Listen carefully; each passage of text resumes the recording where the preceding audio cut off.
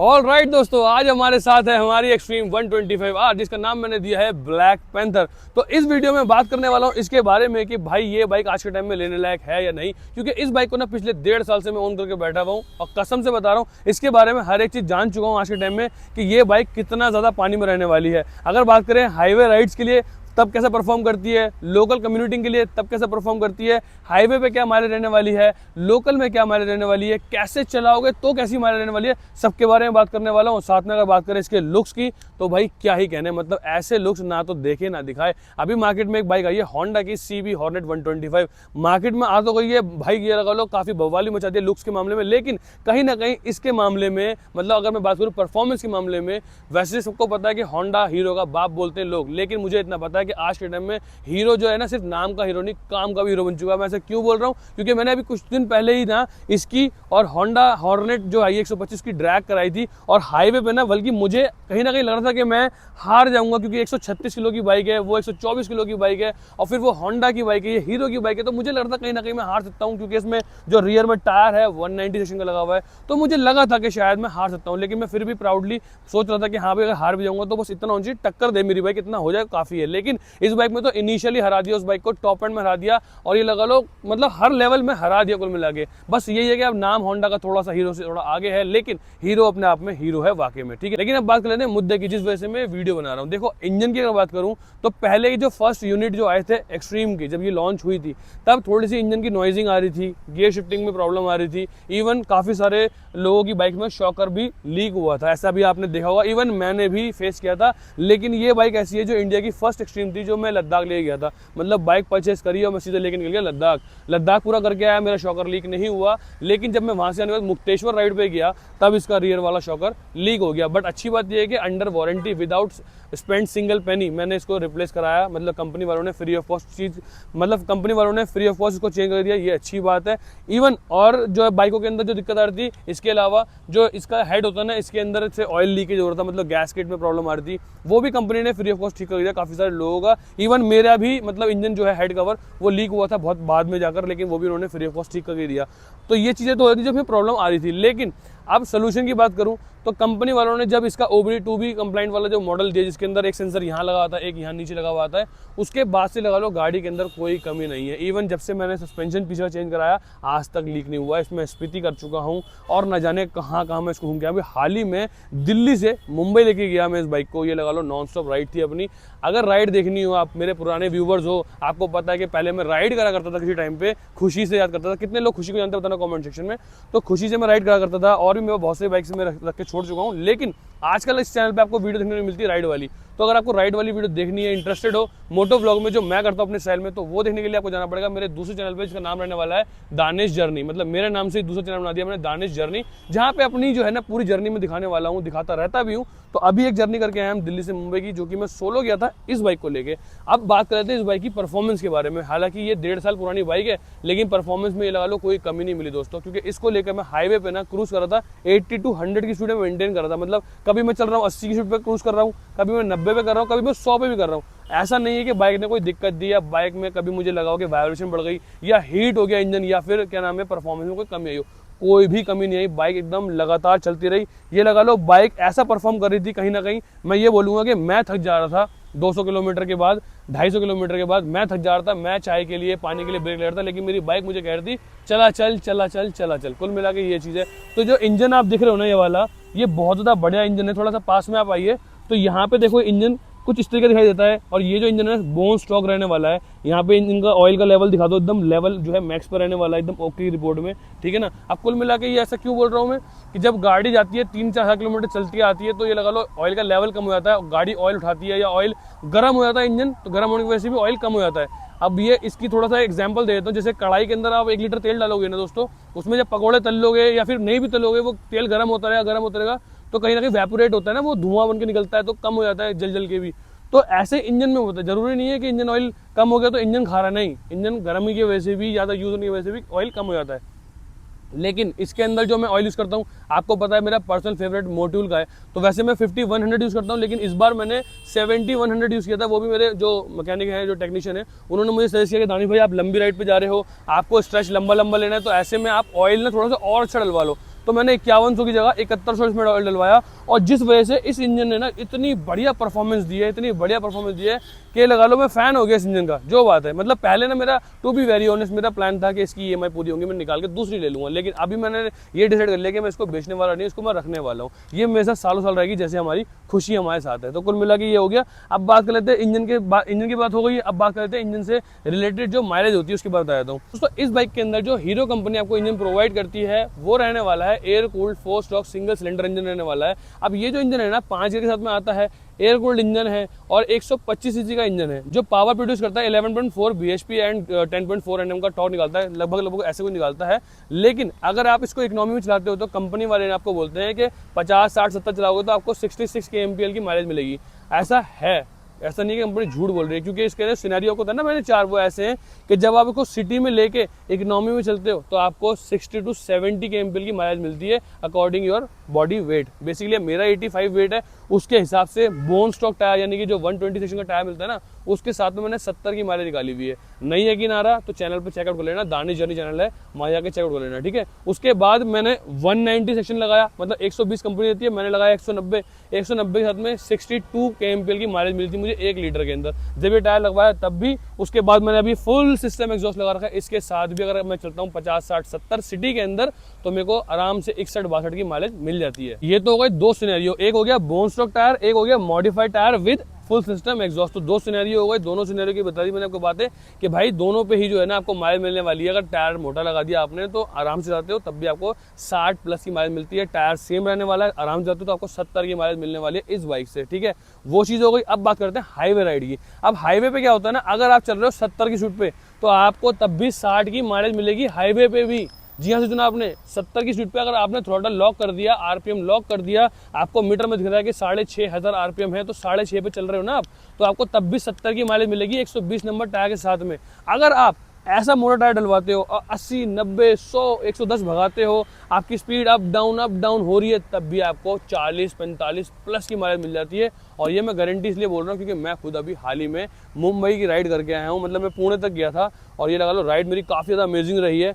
तो परफॉर्मेंस एक नंबर, ठीक है। कभी भी मुझे ऐसा नहीं लगा कि यार मैं 125 की बाइक चला रहा हूँ, मज़ा नहीं आ रहा। जब मैंने गियर शिफ्ट मतलब गियर डाउन मार के भगाना है ना, इसको पुल करा है, तब ये भागी है। मतलब इसमें मेरे को बिल्कुल भी ना मतलब होता ना मतलब डिसएडवांटेज से फील हुआ हो नहीं, या थोड़ा मैं डिमोटिवेट हुआ हूँ, ऐसा बिल्कुल भी फील नहीं करा गाइस। जितनी तगड़ी ये दिखती है ना साइड से और फ्रंट से, उतनी ही तगड़ी चलती भी है दोस्तों। बस शर्त यही है, इस बाइक को आप टाइम से सर्विस कराओ। नया एयर फिल्टर, नया ऑयल फिल्टर, नया स्पार्क प्लग, नया इंजन ऑयल, जितना आप नया रखोगे ना उतनी नई चलेगी कुल मिला के ये बाइक का जो इंजन है ना यानी कि दिल है, अगर जितना इंजन ऑयल साफ और अच्छा होगा उतनी ही बाइक अच्छी परफॉर्म करेगी। आप कभी भी मेरी बात को नोट कर लो, ठंडी बाइक चलाते हो ना तो अलग परफॉर्म करती है, गर्म हो जाती है ना जब बहुत ज़्यादा तो गाड़ी ढीली वाइब्रेशन हिंग करती है, बहुत ज़्यादा आवाज़ें आती हैं।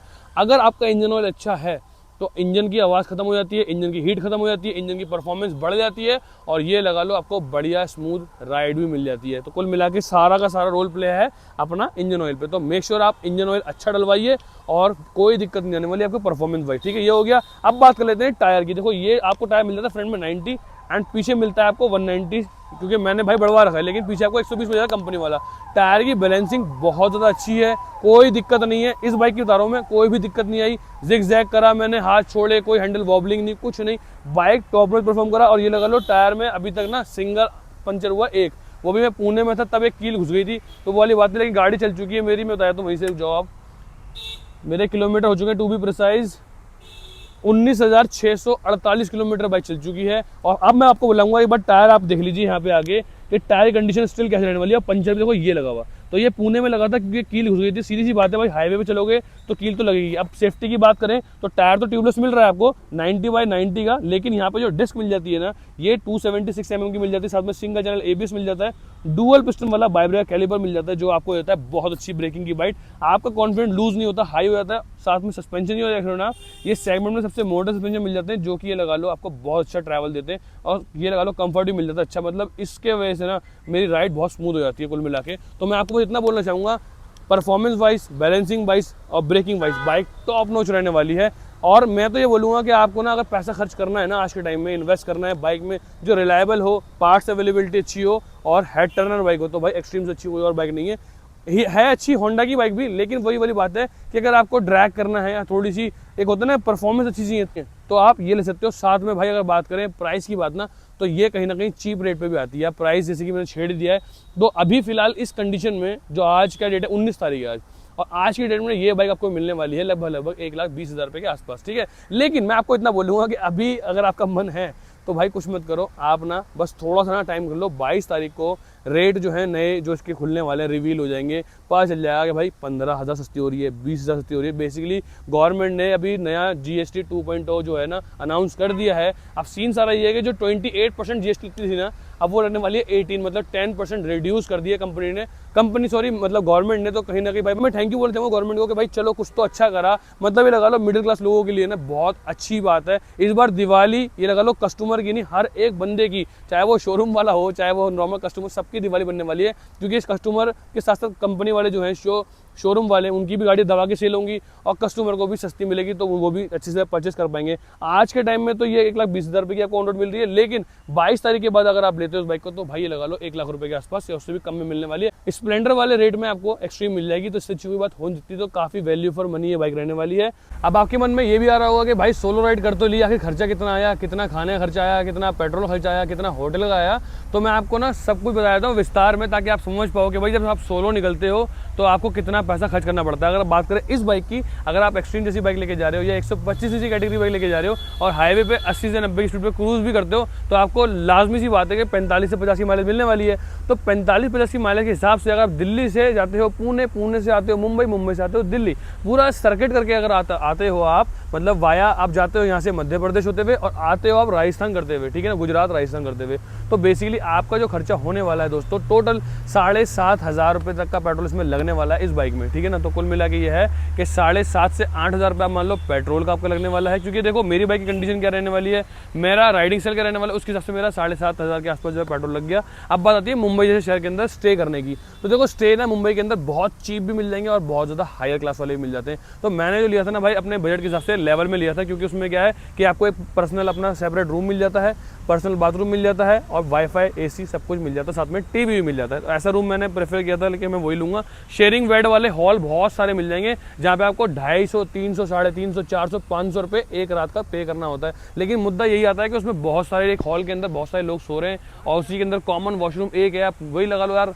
हाइजीन है, थोड़ा सेफ्टी है, थोड़ा सा सिक्योरिटी है, हर चीज़ है, और अपना एक पर्सनल टाइम, पर्सनल स्पेस भी चाहिए होता है काइंड ऑफ, वो भी चीज़ है। तो भाई मैं तो आपको बोलूँ जब कभी आप सोलो जा रहे हो तो मेक श्योर आप अपना पर्सनल रूम लें।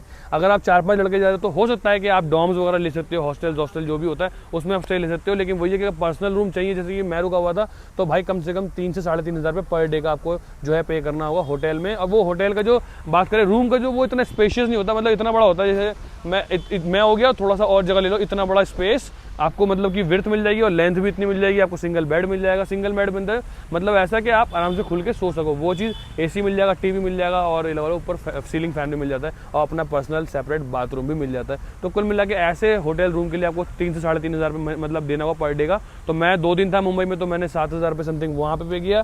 पुणे में हाईवे पे मैं रुका था, चाकन एक मतलब रोड है, चाकन मतलब एक एरिया है बेसिकली, उस जगह पे मैं हाईवे पे रुका था, तो मैंने वहाँ पे दिए थे 3,500 सिंगल डे के। लेकिन वो होटल बहुत ज़्यादा सुपीरियर था, बहुत ज़्यादा नीट एंड क्लीन, मतलब बहुत ज़्यादा अच्छा था। प्राइस के हिसाब से देखा जाए तो सही था, मतलब मेरे को ऐसा लगा बहुत हायर प्राइस है, नहीं बहुत बढ़िया था। तो वो मैंने दिए 3,500, तो वहाँ में लग गए कितने 7,000 और यहाँ लगे 35, यानी कि 10,000, मतलब आप मान लो 11,000 रुपये का होटल का हो गया। और रही बात फूड की, तो भाई जैसी आपकी जुबान वैसा ही आपका खर्चा होने वाला है फूड के ऊपर, क्योंकि आप कैसा खाते हो, कहाँ खाते हो, वो मैटर करता है। तो फूड का भी आप 5,000 रुपये रख लेना, 5 से 6,000 रुपये आपका फूड का लगने वाला है, 7,000 रुपये मतलब 8,000 रुपये बाइक का, 10,000 रुपये मोटा मोटा अपना होटल का, यानी कि कितने हो 17,000। उसके बाद आपके हो गए 5,000 रुपये फूड के, जो मैंने खर्च करे तो यानी कि 22,000।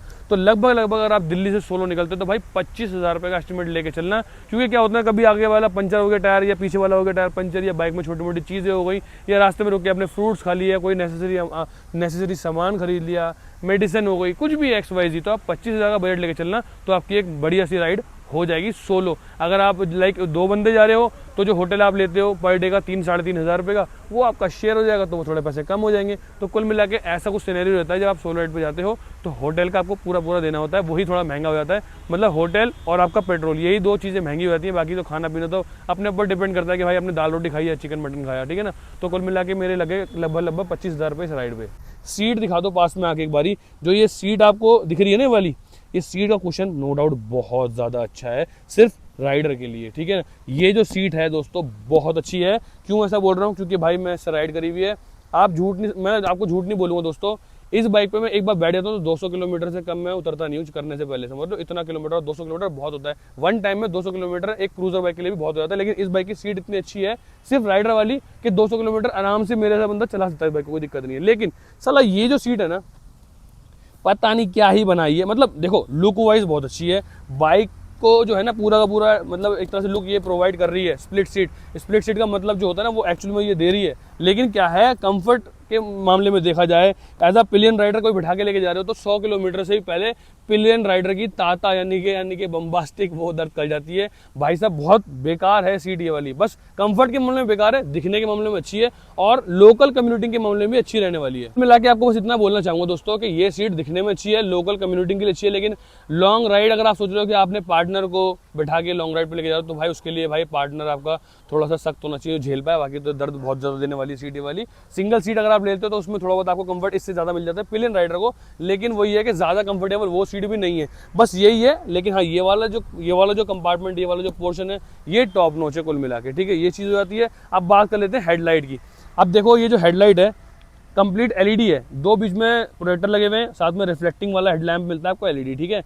और इसके अंदर जो इंडिकेटर मिलते हैं ये भी एलईडी मिल जाते हैं आपको, ठीक है ना। तो वो चीज़ है। अब बात करें इस बाइक के अंदर, देखो कहीं पे भी आपको फॉग लैम्प दिखाने देंगे नहीं, क्योंकि मैंने लगवाई नहीं है आफ्टर मार्केट जो ऑक्सिलरी लैंप होते हैं। वो मैंने क्यों लगाया कि मुझे आज तक जरूरत नहीं पड़ी, लेकिन इस बार मैं गया हुआ था इसको लेके मुंबई, तो ये लगा लो कुछ पैचेस ऐसे आ रहे थे जहाँ पे ना मैं खुद रिग्रेट कर रहा था कि यार अपने दोस्त की दुकान है, साला मैं एक नहीं 10 फॉग लैम्प लगवा लूँ, लेकिन मैं एक भी नहीं लगवाया। सबसे बड़ा एडवांटेज ये लगा मुझे कि जहाँ पे बिल्कुल डार्क होता है ना वहाँ पे कहीं ना कहीं इसका फेलियर हो जाता है मामला, या फिर उधर से ट्रैफिक बहुत आ रहा हो तो लाइट में दिखती नहीं आएगी, तो मतलब ऐसे सीन बन जाते हैं कि आप घबरा जाओगे कहीं ना कहीं कि यार ये क्या हो रहा है ना। तो वो चीज़ है। मैं तो सोलो चल रहा था रात को 2-2 बजे में बाइक चला रहा हूँ रोड पे, और ऐसी में मेरे को दिखाई ना दे तो वो कहीं ना कहीं डेंजर वाला सीन बन जाता है। सो दैट मैं आपको रिकमेंड करूंगा कि इसकी जो हेडलाइट है ठीक है, बढ़िया है, लेकिन अगर आपको हाईवे टूर करने हैं, लॉन्ग राइड करनी है, रात में भी बाइक चलानी है मेरे जैसे, तो भाई आप एक एक्स्ट्रा फॉग लैम्प लगवा लेना, वो मस्त है लगवाना, क्योंकि उसके बिना आप चलाते हो तो कहीं ना कहीं रिस्क हो जाता है। तो वो चीज़ें थोड़ा मैं आउटसाइड में थोड़ा अवॉइड करना, आवाज़ जो आ रही होगी वो चीज़ें।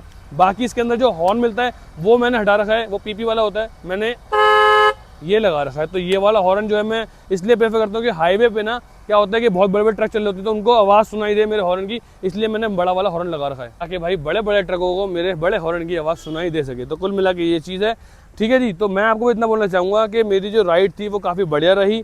मैं बोलना चाहूँगा कि भाई दिल्ली से मुंबई की मेरी सोलो राइड बहुत अमेजिंग रही। पूरी की पूरी सीरीज आपको मिलने वाली दानी जर्नी चैनल पे, वहाँ जाकर चेकआउट कर लेना, आपको पता चल जाएगी परफॉर्मेंस कैसी है कैसी नहीं, ठीक है ना। बाकी कितने लोगों ने वाली वीडियो देख ली है, फर्स्ट पार्ट में डाल दिया है, वो बताना कमेंट सेक्शन में। एंड अगर बात करें भाई मेरे लुक की तो बताना कमेंट सेक्शन में मेरा नया लुक कैसा लग रहा है। मतलब होना चाहिए ना, चेंज होना चाहिए कुल मिला के। जैसे जीएसटी डाउन हो गई है तो हमारा लुक थोड़ा अप होना चाहिए, इसलिए मैंने जब बियर्ड हटा के अपनी मुस्टैच यहाँ रख ली है। अब आप बताना कमेंट सेक्शन में ये मुस्टैच कैसी लग रही है कैसी नहीं। फिलहाल तो इस बाइक के बारे में बताऊँ, बाइक बहुत अच्छी है नो डाउट, बस यही है कंपटीशन बहुत ज़्यादा हाई है, लेकिन ऐसा नहीं है कि हमारी एक्सट्रीम जो है लो है, नहीं, एक्सट्रीम भी बहुत ज़्यादा हाई रहने वाली है। मज़ेदार बाइक है, आपको इन्वेस्ट करना है अपनी हार्ड एंड मनी कहीं पे इन्वेस्ट करनी है तो भाई ये एक्सट्रीम जो है वैल्यू फॉर मनी बाइक है, मेरी तरफ से हाईली रिकमेंड है।